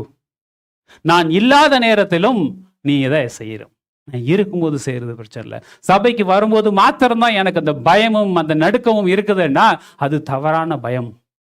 நான் எப்போ இருக்கும்போதும் எனக்கு வரணும் அந்த பயம். நான் வீட்டில் உட்காந்துருக்கேன், என் ஃபோனை எடுக்கும்போது, நான் படுக்கும்போதும் எனக்கு அந்த பயம் இருக்கணும். தேவன் என்ன பார்த்துருக்கிறார், என்ன ஒருவர் நோக்கி கொண்டிருக்கிறார், எனக்காக அன்போடு ஒருவர் காத்திருக்கிறார். நான் மனவாட்டியாக இருக்கிறேன், மனவாளனாக ஒருத்தர் காத்து கொண்டிருக்கிறார். அவர் வரும்பொழுது நான் என்னை தயார் செய்யணுங்கிறதுக்காக என்னுடைய மனதில் அந்த என்னை அறியாமல் இருக்கிற அந்த intimacy between me and God suppose to increase every day. அது இல்லாமல் நான் அப்படியே இருந்து இந்த உலகத்தின்படி நான் உலகத்துக்கு ஒத்த வேஷம் தரித்து இருந்து அது ஃபோனு டிவி அப்படி மாறி என்ன ஏதோ ஒன்று ட்ரைவ் பண்ணி கொண்டு போயிட்டு இருக்கேன். அந்த பயம் எனக்கு இருக்கக்கூடாது. இதை தாண்டின பயம் நமக்கு வருது. ஐயோ நாளைக்கு வேலை போயிருமோ, ஐயோ எனக்கு கனவு கதை, ஐயோ மனைக்கு தான், ஐயோ குழந்தைக்கு தான் இருமோ, அந்த பயங்கள்லாம் அது வேற. நான் இப்போ சொல்கிறேன், அதையும் தாண்டி உள்ள நோக்கி வரேன், டீப்பாக பார்க்குறேன். அதை தாண்டி நம்மளை அறியாத பயங்கள் நிறைய இருக்குது. தேவன் சொல்ல அதெல்லாம் நான் பார்த்துக்கிறேங்கிறாரு. நீ என்கிட்ட முதல்ல உண்மையான பயத்தில் இரு. உன்னுடைய தேவைகளை நான் அறிந்திருக்கிறேன். நான் உன்னை உருவாக்கும் முன்பே உன் தேவைகளை நான் தயார் செஞ்சிருக்கிறேங்கிறாரு. உருவாக்குவதற்கு முன்பாகவே தேவைகளை நான் தயார் செய்து விட்டேன். என் சித்தத்தை உன்மேல் வைப்பதற்கு முன்பாகவே அதை செய்வதற்கான எல்லா ப்ரொவிஷன்ஸையும் நான் ரெடி பண்ணி உன்னையும் உன்னை சுற்றியவர்களுக்கு மத்தியில் நான் வைத்திருக்கிறேன். இப்போ எனக்கு அந்த பயம் உனக்கு தேவையில்லை. உனக்கு இருக்கக்கூடிய ஒரே பயம் என்னிட இருக்கும், என் அன்புனால் வரக்கூடிய பயமாக இருக்கணும். ஒரு சின்ன எக்ஸாம்பிள் பார்த்து நம்ம முடிச்சிடலாம். எதுக்கு இடத்துல நம்ம என்ன பண்ணுவோம், என்ன ஒரு டவுட் வந்தாலும் ஓல்ட் டெஸ்ட்மெண்ட் தான். அதில் போயிட்டு ரெஃபரன்ஸ் எடுத்துக்கிட்டே இருக்கலாம். நீங்கள் நியூ டெஸ்ட்மெண்ட் படிச்சுட்டு நீங்கள் ஓல்ட் டெஸ்ட்மெண்ட் படிங்க, உங்களுக்கு டிஃப்ரெண்ட்டாக உங்களுக்கு வரும். ஓல்ட் டெஸ்ட்மெண்ட் படிச்சுட்டு அப்படியே அதிலே நிற்காமல் நியூ டெஸ்ட்மெண்ட்டில் உங்களுக்கு ஏதாவது புரியலை, இந்த வசனம் எனக்கு புரியலையே அப்படின்னா அதை அப்படியே தியானிச்சு பாருங்கள். அப்படியே ஓல்ட் டெஸ்ட்மெண்ட்டில் போய் ஒரு இடத்துல போய் நிற்கும். அதுலேருந்து நீங்கள் தோண்டி பாருங்கள், உங்களுக்கு ஆன்சர் வரும். இப்போது நான் என்ன சொல்லலாம், இதில் ஒரு சின்ன ஒரு இன்சிடென்ட் எடுக்கிறேன். அதில் வரக்கூடிய கேள்விகளை மட்டும் நான் உங்கள் மனசில் நான் விதைக்கணும்னு ஆசைப்பட்றேன். அதுக்கு பதில் நீங்களே வீட்டில் போய் பார்த்துக்கோங்க. இந்த இன்சிடெண்ட்டில் வரக்கூடிய கேள்விகளை நான் மனதில் வைக்கிறேன். இந்த கேள்விக்கு பதில தேவன் உங்களோட இடைப்படணும்னு ஆசைப்பட்றேன். 1 கிங் 1 ராஜாக்கள் 13 எடுத்துக்கோங்க. 1 கிங் 13 எடுத்து படிங்க. 13 1 ராஜாக்கள் 13 1 அப்படி படிங்க, 4 வரைக்கும் படிங்க. யெரொபெயாம் தூபம் காட்ட பலிபீட தட்டையிலே நிற்கையில், இதோ தேவனுடைய மனுஷன் ஒருவன் கர்த்தருடைய வார்த்தையின்படியே யூதாவிலிருந்து பெத்தேலுக்கு வந்து அந்த பலிபீடத்தை நோக்கி, பலிபீடமே, இதோ தாவீதின் வம்சத்தில் யோசியா என்னும் பெயருள்ள ஒரு குமாரன் பிறப்பான். அவன் உன்மேல் தூபம் காட்டுகிற மேடைகளில் ஆசாரியர்களை உன்மேல் பலியிடுவான். மனுஷரின் எலும்புகளும் உன்மேல் சுட்டரிக்கப்படும் என்பதை கர்த்தர் உரைக்கிறார் என்று கர்த்தருடைய வார்த்தையை கூறி, அன்றைய தினம் அவன் ஒரு அடையாளத்தையும் சொல்லி, இதோ இந்த பலிபீடம் வெடித்து அதன் மேலுள்ள சாம்பல் கொட்டுண்டு போம், கர்த்தர் உரைத்ததற்கு இதுவே அடையாளம் என்றான். கவனிங்க, இது ஜெரோபேம் ஃபஸ்ட்டு இஸ்ரேல் என்ன ஆகுதுன்னா, இப்படி சாலமனுக்கு எடுத்தாலும் அப்படி பிரியுது. இஸ்ரேல் தனியாகவும் யூதா தனியாகவும் ரெண்டாக பிரியுது. நம்ம லாஸ்ட் வீக்கோட பார்த்தாலும் இங்கே ஒரு தனி ராஜா வரிசையாக வருவாங்க, இந்த பக்கம் தனி ராஜாக்களை வரிசையாக. இதில் ஃபஸ்ட் டைம் ஜெரோபீம் தான் வர்றாரு. ஃபஸ்ட்டு அப்படி பிரிஞ்சு 10 கோத்திரங்களும் இஸ்ரேலாக மாறும்போது ஒரு ராஜா வர்றாரு. வந்திருக்கும்போது அவர் இஷ்டத்துக்கு பண்ணிட்டு எல்லாம் நாசப்படுத்திட்டு இருக்கிறாரு. அப்போ ஒரு தீர்க்கதரிசி வர்றார், தேவ மனிதன் வர்றார். வந்து சொல்கிறார், எப்பா இது நீ செய்யாத, செஞ்சனா பலிபீடத்துலேருந்து அப்படி ஒரு வெடிச்சு அந்த இடத்துல ஒரு சம்பவம் நடக்கும், கர்த்தர் சொல்கிறார்ப்பா அப்படின்னு ஒரு தீர்க்கதரிசி தேவ மனுஷனை ராஜா கிட்ட சொல்கிறார். சொல்லும்போது அந்த ராஜா என்ன பண்ணுறாரு தெரியுமா, பெத்தேலில் இருந்த அந்த பலிபீடத்துக்கு எதிராக தேவனுடைய மனுஷன் கூறின வார்த்தையை ராஜாவாகிய ஜெரோபேம் என்ன பண்ணுறாரு, அதை கேட்ட உடனே அவனை பிடிங்க என்று தன் கையை பலிபீடத்திலிருந்து நீட்டினார். அவனுக்கு விரோதமாக நீட்டின கை முடக்கக்கூடாதபடிக்கு அவனை பிடிங்க அப்படின்ட்டாரு. அப்புறம் ஒன்றும் செய்ய முடியல. பிடிங்க அப்படின்னு அப்படி நின்ட்டார். ஐயோ கை மடக்க முடியலையே, நான் வேறு அவசரப்பட்டு கையை நீட்டிட்டேனே, எப்படி இப்படியே நிற்கிறாரு, பிடிங்கன்னு. அப்புறம் ஐயோ அவனை கூப்பிடுங்கப்பா, அவனை கூப்பிடு எனக்கு கையை மடக்க முடியல, இதை பண்ணுங்க, அவர்கிட்ட வேண்ட சொல்லு, கடவுள்கிட்ட வேண்ட சொல்லு, அவர் உண்மையான தேவ மனுஷன் தான், சொல்லு சொல்லு சொல்லுன்னு அவர் பிடிச்சி கையில் காலை உள்ள அவர் உடனே ஆண்டவர்கிட்ட, ஆண்டவரே கர்த்தாவே அவன் கையை சரி பண்ணி விடுங்கன்னு அவர் சொல்ல உடனே அவர் கை சரியாயிருது. சரியான உடனே அவர் என்ன பண்ணுறாரு, அந்த ஆளை, எப்பா நீ தேவ மனுஷன்தான், பாப்பா என் வீட்டுக்கு வா, உனக்கு அள்ளி அள்ளி தாரேன், நீ எல்லாத்தையும் எடுத்துப்போ. 7வது வசனத்தை பார்த்தீங்கன்னா, தேவனுடைய மனுஷனை, அப்பொழுது ராஜா தேவனுடைய மனுஷனை நோக்கி, நீ என்னோட கூட வீட்டுக்கு வந்து இளைப்பாரு, உனக்கு வெகுமானம் தருவேன் என்றார். உடனே அந்த ஆள் என்ன சொல்றாரு தெரியுமா, அந்த தேவ மனுஷன் என்ன சொல்றாரு தெரியுமா, தேவனுடைய மனுஷன் ராஜாவை நோக்கி, 8வது வசனத்துல பாருங்க, தேவனுடைய மனுஷன் ராஜாவை நோக்கி, நீர் எனக்கு உம்முடைய வீட்டில் பாதி எடுத்து கொடுத்தாங்க. ராஜாட்ட சொல்றாரு, உங்க வீட்டுல பாதின்னு எப்படி இருக்கும் ராஜாக்குள்ள வெளுத்து பார்த்துக்கோங்க. அவனே அடிச்சு மலத்துற ஆளு, ஜெரோபியம் சாதாரண எல்லாம் கிடையாது. பாதி எடுத்து எனக்கு கொடுத்தாலும் கூட வேண்டாம், எனக்கு வேண்டாம்பா. ஏன்னா நான் உம்மோட உங்களுடைய வீட்டில் பாதி கொடுத்தாலும் நான் உம்மோட வருவதும் இல்லை, இந்த ஸ்தலத்தில் அப்பம் புசிப்பதும் இல்லை, தண்ணி குடிப்பதும் இல்லை. ஏன் அப்படின்னா, நீ அப்பம் புசியாமலும் தண்ணீர் குடியாமலும் போன வழியாய் திரும்பாமலும் இரு என்று கர்த்தர் தம்முடைய வார்த்தையினால் எனக்கு கட்டளை இருக்கிறார். அப்போ அவனுக்கு ஒரு கமாண்ட் தேவன் கொடுக்கிறார், ஒரு கட்டளை கொடுக்கிறார். நீ போய் சொல்லு, இந்த வழியோட போய் அவங்கள்ட்ட இதெல்லாம் சொல்லு, எதுவும் சாப்பிடக்கூடாது, எதுவும் செய்யக்கூடாது, வரும்போது இந்த வழியோடு வந்துடணும். இதுதான் கட்டளை. அவன் ஏன் எதுக்கெல்லாம் கேட்கல? யாருக்கா பதில் இருக்கா? தேவ மனிதன் தேவன் ஒரு வார்த்தையை சொல்லியிருக்கிறாரு. சொல்லும் போதே அங்கே போய் சொல்லிட்டு வான்னு சொல்லியிருந்துருக்கலாம். இந்த வழியோடு தான் போகணும்னு சொல்கிறாரு. போன இடத்துல எதுவும் தண்ணி குடிக்கூடாது, எதுவும் வாங்கக்கூடாது, சாப்பிடக்கூடாது, எதுவும் பண்ணக்கூடாது. அப்படியே தான் வரணும், யூதாவோடு தான் வரணும். வெத்தலோட போடு, யூதாவோடு வந்துடு. இந்த பக்கம் போயிட்டு இப்படி திரும்பி வந்த கூட அப்படியே வந்துடணும் அப்படின்னு சொல்கிறாரு. எதுக்கு நீ யாருக்காவது தெரியுமா? ஆனால் அந்த ஆள் எதுக்குலாம் கேட்கல. வந்துட்டார், தேவ மனுஷன் வந்துட்டார், வந்து சொல்லிட்டாரு, இவர் கொடுத்ததையும் செய்யா வேண்டாம்ப்பா, என் தேவன் வந்துட்டு சொல்லி விட்டுருக்காரு, நீ விட்டுருங்க, நான் எதுவும் வாங்க மாட்டேன், எதுவும் சாப்பிட மாட்டேன், நீ இப்படி போயிடுறேன், விட்டுருங்க அப்படின்னு சொல்லிட்டு வராரு. அவனும் பெத்தேலுக்கு வந்த வழியா திரும்பாம வேறு வழியா அப்படியே போறான். வேறு வழியா கர்த்தர் சொல்லியிருக்காருல, அப்படி போயிட்டு இருக்காரு. போய்கிட்டு இருக்கும்போது அடுத்த கதை நடக்குது. என்ன நடக்குது தெரியுமா? அங்க ஒரு கேள்ட்டு தீர்க்கதரிசி இப்படி எழுதிருக்கு, கிழவனான தீர்க்கதரிசி. நானே அந்த கிழட்டு நின்று இப்படி மரியாதைலாம் பேசுறேன்னு நினைக்கிறாங்க. ஒரு கிழவனான தீர்க்கதரிசி அங்க இருக்கிறார். அவர் பையன் இந்த நடந்ததெல்லாம் பார்த்துட்டு அவர்கிட்ட போய் சொல்றான், அப்பா கிழவனான வயசா இருக்கிற நீங்க பெரிய தீர்க்கதரிசி ஆச்சு, இந்த ஊர்ல நீங்க தானே பெரிய ஆளு. இப்படி ஒருத்தர் வந்தாரு, இதெல்லாம் சொன்னாரு, அப்படி போறாரு, சாடாம போயிட்டு இருக்கிறாருப்பா. இன்னும் இவர் பொங்கி எழுந்துட்டாரு, என்னது நான் ஒரு பெரிய தீர்க்கதரிசியா இருக்கும், ஒரு சாப்பிடாம போறாரு, யாரு எங்க? இதுல அந்த வசனத்துல வரிசையை படிச்சுட்டே வாங்க. யார் எங்க? அங்க போற, எடுத்து கழுதையை மூட்டு அப்படிங்கிறாரு. கழுதைக்கு மேலத்துக்கு போட்டு அவரை உட்கார வச்சு ஏத்தி விட்டான் பையன் கிழவனாரு. அவரு கழுதையில போறாரு. யார? இவருத்தர் நடந்து போயிட்டு இருக்காருல, பின்னாடி அவர் போய் பார்க்க போறாரு. பார்க்க போய் அங்க என்ன பண்றாருன்னு பாருங்க. போன இடத்துல 14வது வசனத்தை படிங்க. தேவனுடைய மனுஷனை தொடர்ந்து போய் ஒரு கர்வாலி மரத்திற்கீழ் உட்கார்ந்திருக்கிற அவனை கண்டு, யூதாவிலிருந்து வந்த தேவனுடைய மனுஷன் நீர்தானா என்று அவனை கேட்டதற்கு அவன் நான் தான் என்றான். அப்பொழுது அவனை நோக்கி இவர் ஒரு ஆஃபர் பண்றார். கிழவனான தீர்க்கதரிசி அவனை பார்த்து, எப்பா என்னோட வீட்டுக்கு வந்து அப்பம் புசியும் வாங்க. இவர் ராஜா சொல்லியே வரல, தேவ மனுஷன் நல்லா கவனிச்சுங்க, பாதியை தாரன்னு சொல்லியும் வரல. இங்க ஒரு கிழவனான தீர்க்கதரிசி சொல்றாரு. சொன்ன உடனே இவர் அதே வார்த்தை இருந்தால் சொல்றாரு, நான் உம்மோட திரும்பவும் உம்மோட உள்ளே போக மாட்டேன், இந்த ஸ்தலத்துல உம்மோட நான் அப்பம் புசிக்கும் தண்ணீர் குடிக்கவும் மாட்டேன்.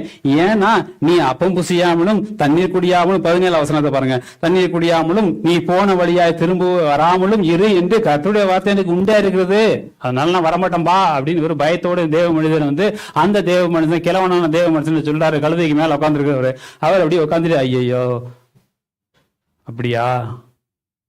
அடுத்த அவர் சும்மா போக வேண்டிய வயசான காலத்துல அவர் என்ன சொல்றாரு தெரியுமா? உண்மை போல நானும் தீர்க்கதரிசி தான்ப்பா.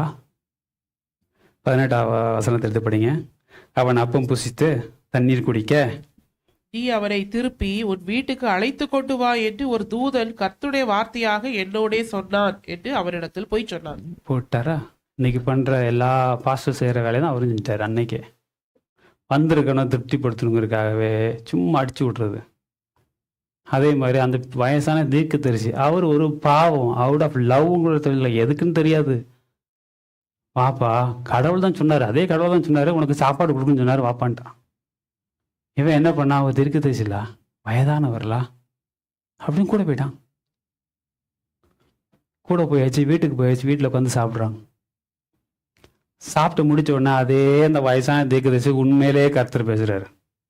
இதுதான் பாருங்க, அங்க போய் சாப்பிடும்போது உண்மையிலேயே அந்த 20வது வசனம் எடுத்து பாருங்க. அவர்கள் பந்தியில் உட்கார்ந்து இருந்த போது அவனை திரும்பி கொண்டு வந்த தீர்க்கதரிசிக்கு கர்த்தருடைய வார்த்தை உண்டானதுனால அவன் என்ன சொல்றான்னா, யூதாவில் இருந்து வந்த தேவனுடைய மனுஷனை பார்த்து சத்தமிட்டு, இந்த ஆளு தீர்க்கதரிசி உண்மையான தீர்க்கதரிசி சொல்றாரு, சத்தமிட்டு சொல்றாரு, எப்படி உன் தேவனைய கர்த்தர் உனக்கு கற்பித்த கட்டளை நீ கை கொள்ளாமல் கர்த்தருடைய வாக்கை மீறி அப்பம் புசிக்கவும் தண்ணீர் கொடுக்கவும் வேண்டாம் என்று அவர் விலக்கின ஸ்தலத்திற்கு நீ திரும்பி அப்பம் புசித்து தண்ணீர் குடிப்பதனால் உன்னுடைய பிரேதம் உன் பிதாக்களின் கல்லறை சேர நீ வீடு போய் சேர மாட்டா, போப்பா அப்படின்ட்டாரு. முடிச்சிட்டாரு மேட்ரு. Chapter close. நான் சொன்னேன், நீ கேட்கல, நீ வந்த சாப்பிட்டுட்ட, இப்ப நான் சொல்றேன், நான் சொன்னேன் நீ கேட்காதனால நீ வீடு போய் சேர மாட்ட. உன் பிரேதம் உன் கல்ல எனது உன்னுடைய பிரேதம் உன் பிதாக்களின் கல்லறையில் சேருவதில்லை, ஊருக்கே போகாத உன்னுடைய பிரேதம். எப்படி இருக்கும்? சாப்பிட்டு முடிச்சு திருதுன்னு தேவ மனுஷன், என்னடா ஆண்டவரே, அது உண்மையா இது உண்மையா? அவன் முதல்ல சொன்னது உண்மையா இது உண்மையா? நான் எதை நம்புவேன்? யோசித்து பாருங்க. தேவ மனிதன் இன்னொரு தேவ மனிதனால டிசீவ் பண்ணப்படுறான். இதெல்லாம் கேள்விகள் நான் உங்களை வைக்கிறேன். நீங்கள் உங்கள் கடந்து செல்கிற சூழலை நீங்கள் அதில் அப்ளை பண்ணி பார்த்துக்கோங்க. இன்னைக்கு நம்ம எப்படிலாம் டிசீவ் ஆகிறோம்னு பார்த்துக்கோங்க. தேவ மனிதன் ஒரு வயதான தேவ தீர்க்கதரிசி வந்து அவரே பொய் சொல்லும்படியாக மாற்றப்பட்டு அவர் மூலமாகவே இவனுக்கு நீ சாக போறங்கிற ஒரு தீர்க்கதரிசனம் சொல்ல வச்சு இவர் சாப்பிடும்போது யோசித்து பாருங்க. சாப்பாடு கொடுத்து நீ செத்து போயிடும் சொன்னா எப்படி இருக்கும்? வாப்பா சாப்பிடுன்னு சொல்லிட்டு நீ செத்து போயிடுவ. உடனே ஒரு பயந்து என்ன பண்ற, மானங்கொடி எப்பா அவரை கழுதில் ஏற்றி அனுப்பிவிடுப்பா, பயந்து அனுப்பிவிடுறாரு. இவன் கழுதில் ஏறி போய்கிட்டு இருக்கான். போகும்போது என்ன சொல்றாரு, அவர் சொல்ல அந்த பூஜை பண்ணி முடிந்த அந்த தீர்க்கதரிசி திருப்பி கொண்டு வந்த அவனுக்கு கழுதையுமே சேனம் வைத்து கொடுத்தார்கள். அவன் வீடு திருப்பி போறான். அவன் போன பிற்பாடு வழியில ஒரு சிங்கம் அவனுக்கு எதிர்பட்டு அவனை கொன்று போட்டது. அவன் பிரேதம் வழியிலே கிடந்தது, கழுதையும் அதன் அண்டையில் நின்றது. சிங்கமும் பிரேதம், ஒரு சிங்கம் வருது, அவனை கடிக்குது, அவன் கோலம் சாகுறான். செத்த வரவு சிங்கம் பக்கத்துல நிக்க, அவனை சாப்பிடல, கழுதையை ஒண்ணும் செய்யல, கழுதையும் பக்கத்துல நிக்க, சிங்கமும் பக்கத்துல நிக்க, அவன் செத்து கிடக்கான். இதுக்கு கேள்விக்கு ஏதாவது பதிலோடு தெரியுமா நமக்கு? இந்த தாத்தா வராரு மறுபடியும், ஐயோ பையன் அவங்க நடந்துருச்சு, சிங்கம் அடிச்சு கொண்டுடுச்சு, உடனே இவர் மறுபடியும் கழுதை தூக்கிட்டு வராரு. வந்து பார்த்தா கழுதை நிற்குது, சிங்கம் நிற்குது, அவன் நிற்காம செத்துருக்கான், கழுதை அசால்ட்டா நிற்குது, சிங்கம் அப்படி நிற்குது. உடனே இவர் கூட்டு போய் அவருடைய வீட்லயே அவருடைய இதுல போய் புதைச்சுள்ள, ஐயா நான் செத்தாலும் ஏன் எலும்பி அவங்க கூடயே சேர்த்து சாக வச்சிரு, அவன் இதுலயே வச்சு புதைச்சிருப்பா அப்படின்னு பையன் ஒரு வேண்டுகோள் கொடுத்துரு அந்த இது. ஆனா வந்தவன் செத்து போயிட்டான். தேவ மனிதனாக வந்து தீர்க்கதரிசனம் சொன்னவன் தேவனுக்கு கீழ்ப்படியாதனால செத்து போயிட்டான். இப்போ இந்த பிக்சரை உங்க மனசுல வச்சுக்கோங்க. தேவன் கீழ்ப்படிதலை எதிர்பார்க்கிறார். இதுல ஏதாவது சென்ஸ், நம்மளுடைய உலக ஞானத்தின்படி இதுல ஏதாவது சென்ஸ் சொல்ல முடியுமா? ஏன் ஆண்டவரே நான் இங்க இருந்து இப்படி போயிட்டு அப்படி வரணும், இது ஏதோ டிசீவ் ஆன மாதிரிலாம் இருக்கு, சொல்ல மாட்டோமா? ஏன் ஆண்டவரே நீங்க தானே சொல்றீங்க ராஜாவுக்கு தானே மரியாதை கொடுத்தாரு, நான் கனமானால் நீர் கனமானது மாதிரி தானே, என்ன சாப்பிடக்கூடாதுன்னு சொல்றீங்களே, அவன் பொய்யான தீர்க்கதரிசி. அப்ப ஏன்ட்ட பேசுனது கடவுள் வார்த்தை இல்லை, சொல்ல மாட்டோமா? ஏன் இவ்வளவு வந்தவரை ஏன் தேவன் இப்படி சாக வைக்கணும்? அந்த ஒரு கேள்விதான் என்ன ரொம்ப ஆழமா அதை யோசிக்க வச்சுச்சு. தேவனுக்காக இவ்வளவு நேரம் நடந்து வந்து பார்த்து திரும்பி வரும்பொழுது ஏன் தேவன் அதை அனுமதிச்சார்? யோசித்து பாருங்க. டிஸ்ஒபேல எது சின்னது எது பெருசு அப்படின்னு கடவுளுக்கு கிடையாதுங்க. நம்ம நினைக்கிறோம் நம்மளுடைய பார்வைக்கு, என்ன ஆண்டவரே சாப்பாடு தானே சாப்பிட்டான், அதுக்காக நீங்க ஒரு உயிர் எடுக்கணுமா? டிஸ்ஒபீடியன்ட் வந்துட்டீங்களேன், தேவனுக்கு கீழ்ப்படியாமையில இது சின்ன கீழ்ப்படியாமை அது பெரிய கீழ்ப்படியாமை அப்படின்னு நம்மளா ஒரு கணக்கு போடுற பாருங்க, ஓன் ஜஸ்டிஃபிகேஷன் வைக்கணும் பாருங்க. அது தேவனுக்கு முன்னாடி கிடையாது. ஏன் அப்படின்னா, அதாவது அவருடைய சிந்தை வேற, ஏன் சிந்தை வேற, நம்ம சிந்தை வேற. யார் மூலம் டிசீவ் ஆக போறோம் அப்படிங்கிறது நமக்கு தெரியாது. நமக்கு தெரியாது. சாப்பிடாம வா எனக்கு இந்த அதுக்கு அர்த்தம் எனக்கு தெரியாது. இந்த வழியில போயிட்டு அந்த வழியில வா எனக்கு அர்த்தம் தெரியாது. இவ யார் வந்து கூப்பிட்டாலும் போகாத அப்படின்னு சொல்லும் போது எனக்கு அதுக்கு அர்த்தம் புரியல. எனக்கு பசிக்குது, பசிக்க நேரத்துல உங்க தீர்க்கதரிசி ஒருத்தர் வந்து கூப்பிட்டாரு, நான் போகக்கூடாது அப்படிங்கிறது எனக்கு தெரியல. ஆனா தேவன் எல்லாம் அறிந்திருக்கிறார். அவர் சொல்றாரு, ஜான் 3:12 படித்தீங்கன்னா அதில் சொல்லுவார், என்ன சொல்லுவாருமா, உங்களுக்கு பூமிக்கு அடுத்த காரியங்களை நான் உங்களுக்கு சொல்லி நீங்க விசுவாசிக்கிறது இல்லையே, பரம காரியங்கள் நான் உங்களுக்கு சொல்வேனாலும் எப்படி விசுவாசிப்பீங்க கேட்கிறாரு. இதை தாண்டின ஒரு உலகம் இருக்குது. அந்த உலகத்தில் நடக்கூடிய செயல்களை நான் உங்களுக்கு சொல்ல முடியாது, உங்களுக்கு புரியாதுப்பா. ஏன்னா பூமிக்கு அடுத்த விஷயங்களை செய்யும் போதே உங்களால புரிய முடியல, உங்களால விசுவாசிக்க முடியல. இவ்வளவு குழப்பங்களும் கேள்வியிலும் வருது. பரலோகத்தில் இருக்கிற காரியங்கள் அவனுக்கு சொன்னா எப்படி தெரியும்? எனக்கு இப்படி போனாதான் அப்படி வரணும் அப்படிங்கிற காரணங்களை நான் சொல்லும் போது எனக்கு புரியாது.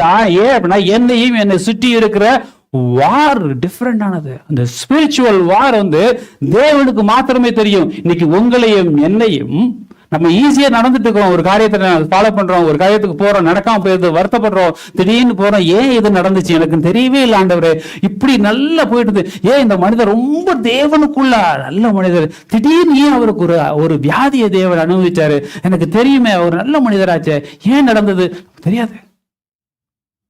ஏன்னா ஸ்பிரிச்சுவல் வார்ஃபேர் இஸ் டிஃபரெண்ட். அதான் சொல்றாரு எபிசியன்ஸ், என்ன சொல்றாரு, மாம்சமோ ரத்தமோ நமக்கு எதிரி கிடையாது.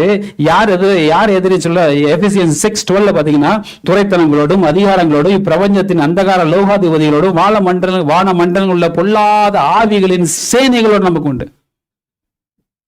பிரதர் சொன்னாரு, சேனைகளின் தேவன் மிலிட்டரி ஹெட், அதே போல ஆவியின் சேனை இருக்குதான். இந்த ஆவியின் சேனையில் நமக்கு போராட்டம் பண்ணுது. அது ஏன் கண்ணுக்கு உங்க கண்ணுக்கு தெரியாது. தேவன் சொல்ல, நான் பாத்துக்கிறேன், உங்களுக்கு கூட நான் ஒரு தேவ தூதர்களை மேலும் கீழும் இறங்கும் ஏறும்படியாக வைத்திருக்கிறேன். தேவ ஆவியார் யாருக்காவது தெரியுமா? தேவ ஆவியானவர் ரோமர்கள் சொன்னபடி எது பெருமூச்சோடு வாக்கு கடங்காம ஜெபித்துக் கொண்டிருக்க என்ன ஜெபம் பண்றாங்க யாருக்கா தெரியுமா? சிந்திச்சு பாத்துறீங்களா? எனக்கா ஜெபம் பண்ற, எனக்கு ஜெபம் பண்ண தெரியும், அவர் ஜெபம் பண்ற, என்ன ஜெபம் பண்றாரு யோசித்து பாருங்களா. ஒரு நாள் வீட்டில் உட்காந்து, என்ன ஆண்டவர் நீங்க ஜெபம் பண்ணுவீங்க எனக்காக? அவருக்கு தெரியும் என்னை சுற்றி இருக்கிற ஸ்பிரிச்சுவல் வார் என்ன அப்படிங்கிறது அவருக்கு தெரியும், நமக்கு தெரியாது. அப்போ தேவன் என்ன சொல்றாரோ அதுல சென்ஸ் இருக்கா, சென்ஸ் இல்லையா, ஜஸ்டிஃபை இருக்காலாம் பார்க்க முடியாது. நமக்கு கொடுக்கப்பட்டது என்ன, நீ இதை அப்படியே ஃபாலோ பண்ணு, நான் ஃபாலோ பண்றேன், அதை தாண்டி இடது பக்கம் வலது பக்கம் நான் திரும்ப மாட்டேன், அதை நோக்கி நான் போய்கிட்டே இருப்பேன், என் வாழ்க்கையை தேவன் பார்த்துக் கொள்வார். அப்படி இருக்கும்போது உண்மையான ஃபியர் ஆஃப் தி லவ், அது ஃபியர் ஆஃப் தி லார்ட் என்னால பார்க்க முடியும். ஏன்னா அந்த லவ்வுக்கு மேல இருக்கிற, அன்புக்கு மேல இருக்கிற கட்டப்படுகிற அந்த பயம் எதன் மூலம் வெளிப்படுது? கீழ்ப்படுதல் மூலம் வெளிப்படுது. அந்த கீழ்ப்படுதல் என்கிட்ட இல்லை அப்படின்னா நான் எப்படி ஃபியர் ஆஃப் உண்மையான தேவ பயம் என்கிட்ட இருக்கு? தேவனுக்கு பயப்படுது ஞானத்தின் ஆரம்பம்ங்கிறது எல்லாத்துக்கும் தெரியும். தட்டி எழுப்புனா தெரியும். தூக்கத்துல மிட் நைட்ல நீங்க மிதிச்சு எழுப்பிவிடுங்க, சொல்றாருன்னா படுத்துருவோம். அப்படி தெரிஞ்ச வசனத்து கூட மீனிங் நமக்கு தெரியாது. எதனால் பயப்படணும்? அந்த பயம்னா என்ன? அந்த பயம் எதுலேருந்து வரணும்? அன்புலேருந்து வரணும். அந்த அன்பு பயத்தான் வரும்போது அந்த அன்பும் பயமும் வெளிப்படணும். எப்படி வெளிப்படும்? அது என்னுடைய விசுவாசத்தின் மூலமாக, அவருக்கு நான் கீழ்ப்படிதல் மூலமாகவே, அந்த கீழ்ப்படிதல் மூலமாக அந்த பயம் வெளிப்படும். அதுதான் எனக்கு ஞானத்தை கொடுக்கும், அதுதான் எனக்கு பூர்ண சால்வேஷனை கொடுக்கும். அப்படிங்கிற ஞானம், அறிவு அந்த கீழே இருக்குங்கிறது தெரியாதது வரைக்கும் நாம் செய்திருக்கிற பயம் எல்லாமே முதல் கட்ட பயம். எது? எப்படி நான் சொன்ன ஸ்கேரிங் சொன்ன அந்த ஸ்கேரிங்கில் தான் நம்ம வாழ்ந்துட்டு இருக்கிறோம். தேவனுக்கு பயப்படுறேன்னு சொல்லிட்டு நம்ம ஒரு ஸ்கேரிங், ஒரு ஸ்டேஜில் நம்ம இருந்துக்கிட்டே இருக்கிறேனே. தேவனுக்கு நமது பயத்தை அன்போட ஒரு கட்டளைகளுக்கும் உபதேசங்களுக்கும் கீழ்ப்படிந்து நாம் அந்த பயத்தை வெளிப்படுத்துறதுக்காக தேவ ஆவியானவர் வாக்கு கடங்காத பெருமூச்சோடு ஜெபித்து கொண்டிருக்கிறார். ஏன் அப்படின்னா நம்ம தவறி விடுவோம், நம்ம வழி தப்பி சென்று விடுவோம், நம்மளை அறியாமலே அது நடக்கும். குடும்பத்தில் இருக்கிறவர்கள் மூலமாகவே நடக்கும். என்னை அறியாமல் கோபம் வரும், என்ன அறியாமல் என்ன என்ன சொல்கிறது, பகை வரும். இந்த ஆவிக்குரிய கனிகளை தாண்டி மாம்சத்துக்குரிய கனிகளுக்குள்ளே நான் ப்ராக்டிஸ் பண்ணும்படியாக மாறிக்கிட்டே இருக்கும். நான் ஆவிக்குரிய கனிகளை நான் ப்ராக்டிஸ் பண்ணணும் அப்படின்னா, நான் தேவனுக்குள்ளே பயப்படணும். தேவனுக்குள்ளே பயம் எப்படி வர? அன்பு மூலமாக வரும். அந்த அன்பு intimacy between me and God வந்து இன்னும் அதிகரித்து கொண்டே இருக்கணும். அதை நான் எப்படி வெளிப்படுத்துவேன் ஆண்டவரே? உமது வசனத்தை நான் கீழ்ப்படுவதன் மூலமாக தான் என்னால் வெளிப்படுத்த முடியும். தேவ ஆவியானவர் எங்களுக்கு உதவி செய்யுங்க. எழுந்து ஜெபம் பண்ணலாமா?